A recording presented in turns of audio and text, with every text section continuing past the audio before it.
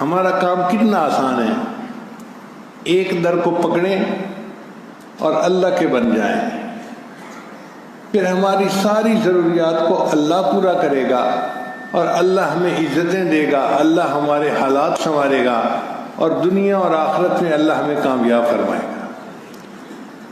مگر اس بات کو سمجھنے کی بجائے ہم بھاگے پھرتے ہیں ادھر ادھر، ایک پریشانی ختم نہیں ہوتی دوسری اوپر سے، وہ ختم نہیں ہوتی تیسری اوپر سے، اور ہم کشتی کرتے پھر رہے ہوتے ہیں تقدیر کے ساتھ۔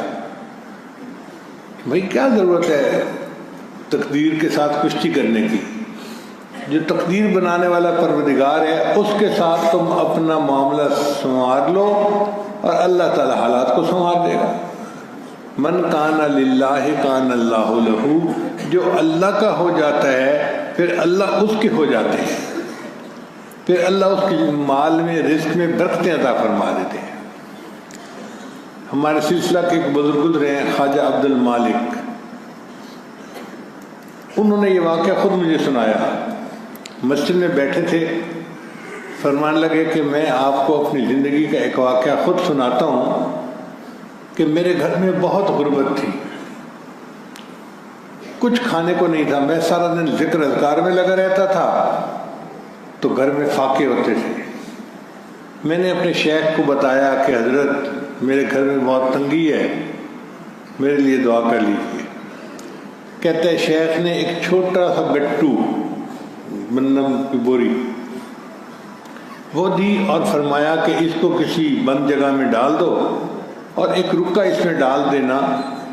میں نے رکے کو پڑھا تو اس پر لکھا ہوا تھا کہ حسبنا اللہ و نعم الوکیل نعم المولا و نعم النصیر۔ تو میں نے وہ پرچی بھی اندر ڈال دی اور گندم بھی ڈال دی۔ حضرت نے فرمایا تھا جب ضرورت ہو اس میں سے گندم نکال کے استعمال کرنا۔